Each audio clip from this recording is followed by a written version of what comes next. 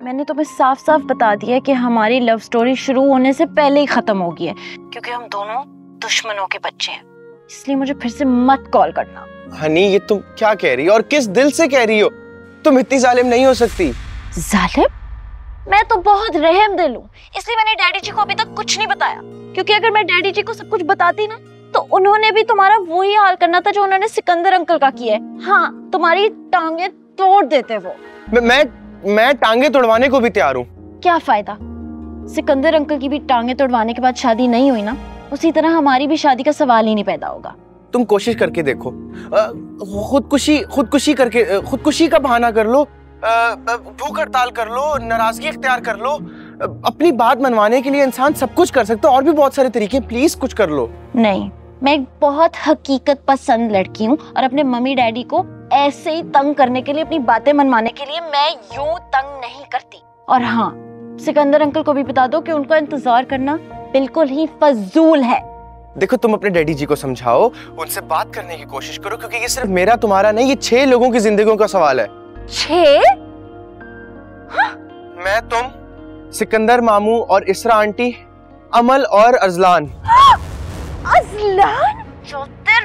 Azlan? मुझे तो यकीन ही नहीं आ रहा कि इस शहर में क्या क्या ड्रामे चल रहे हैं। मेरी डैडी जी की खुल के नाफरमानी हो रही है। मेरी डैडी जी के सारे एहसानात अजलान भूल के अजलान दुश्मन की बेटी के साथ मोहब्बत के वादे कर रहा है और प्लान्स बना रहा है, और मेरे मासूम डैडी जी को इस पूरे ड्रामे का कोई आइडिया ही नहीं है।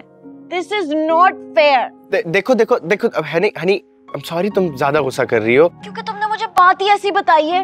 अजलान लोमड़ की तो मैं क्लास जरूर लूंगी। अपनी बहन अमल को समझा दो कि ये पूरे ख्याल, ये सब कुछ अपने दिल से निकाल दे, क्योंकि मैं ये रिश्ता कभी नहीं होने दूंगी। मैं अपने डैडी जी को इजहार अंकल के सामने छोटा नहीं दिखने दूंगी। हनी। और हाँ, last time, final time, bye. Honey, मेरी बात सुन।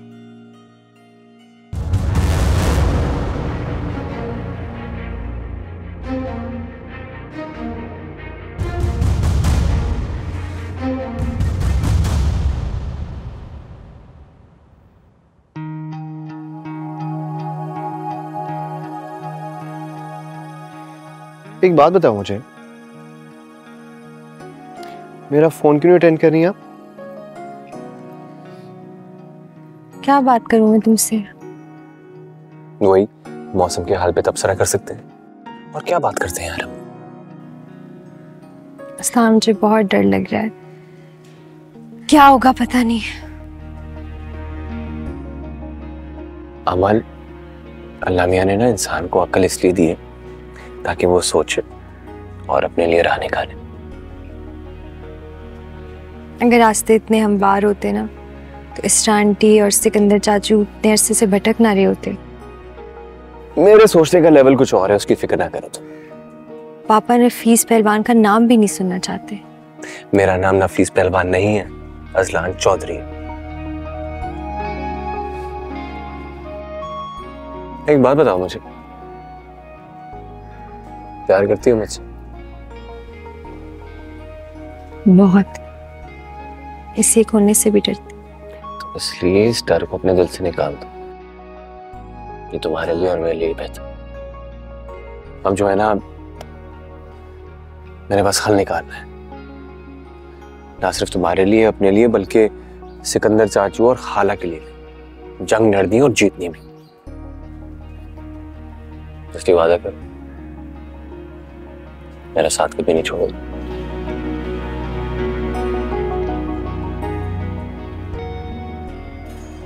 वादा?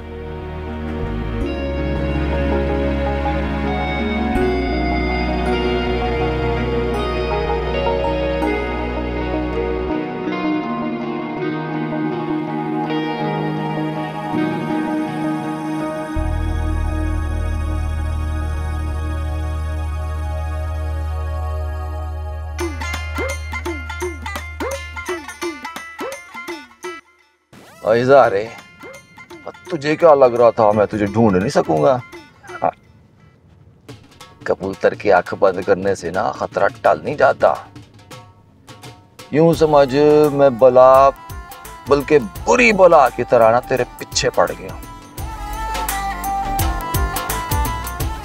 और खानदानी पहलवान हूं मैं, और ये लड़ाई झगड़े करना तो मेरा पेशा है। पहलवान नफीस अपने हरीफ को पछाड़ के तब तक दाव लगाता रहता है जब तक उसकी कमर ना टूट जाए। सारे अपनी कमर तोड़वाने के लिए तैयार हो जा। जा रहा हूँ मजा तो लेने दे।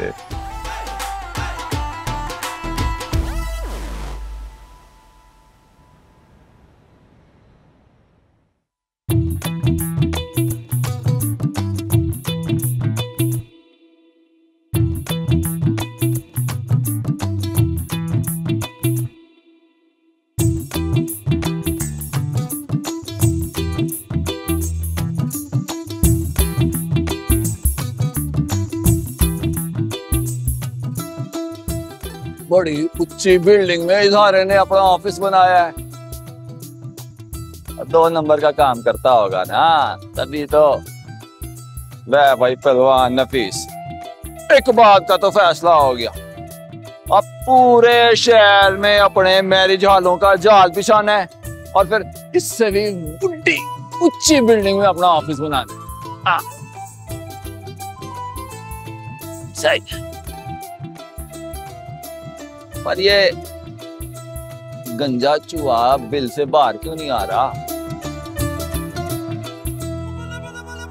पहलवान नफीस, और तू इसके प्यो का नौकर है जैसे धूप में खड़ा होकर इंतजार कर रहा है।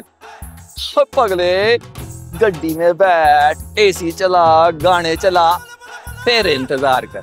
आओ।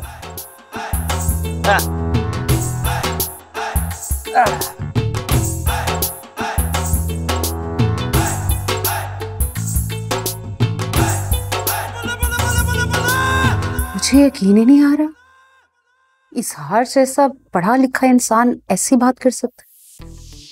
नहीं शमा जी, ज्यादा गलती ना मेरे भाई जी की थी। इजहार साहब की तो गलती थोड़ी कम थी। नहीं, भाईजान तो वैसे शुरू से ही है नफीस पहलवान को पसंद नहीं करते थे, और जब से नफीस पहलवान ने मेरी टांग तोड़ी ना, तो उसके बाद से भाईजान को वो बिल्कुल ही जहर लगना शुरू हो गए। अब तो वो उनकी शक्ल क्या नाम सुनना भी पसंद नहीं करते। तो ये इसका नुकसान किसको होगा? हम दोनों को तो हो गई, लेकिन अजलान और अमल को भी होगा। Of course. शमा, आप बात करें ना भाईजान से। मैं कैसे बात करूं? वो पूछेंगे नहीं कि तुम कौन होती हो हमारे मामलात में इंटरफेयर करने वाली? आप कहेंगी ना तो वो हरगिज ऐसा नहीं कहेंगे। आप मेरी बैंक गारंटी, मतलब पर्सनल गारंटी ले लें। हाँ प्लीज शमा जी, इनकार मत कीजिएगा। आपको ना खुद भी अंदाजा नहीं है कि आपकी बातें कितनी पुरअसर है। शमा जी, आपकी बात तो सीधा भाईजान के दिल में उतर जाती है। आप बात करेंगी ना? ओके, मैं कोशिश करूंगी। आप बल्कि उनसे बात करेंगी ना तो उनको ये बात समझाइएगा, बल्कि कन्विंस कीजिएगा कि ये जो कब्जे वाली प्रॉपर्टी है ना, इसको तो छोड़ दें, इस झगड़े में पड़े ही ना, वरना आने वाली कई नस्लें सारी उम्र तावान बढ़ती रहेंगी। ऑफ कोर्स, ऐसा ही है। मैं बात करूंगी। अब वो बात उनको समझ आती है नहीं, ये आप लोगों की किस्मत है। किस्मत से मुझे याद आया, कल रात को एक किस्मत से आमद हुई है 3:45 बजे के करीब। अर्ज करूं? इरशाद। मुकर्रर। जरा सी बात पे दिल तोड़ देते हो। वाह। तुम जब चाहते हो बात करना छोड़ देते। वाह वाह वाह, ब्यूटीफुल ब्यूटीफुल। अच्छा, अच्छी बात बताएं।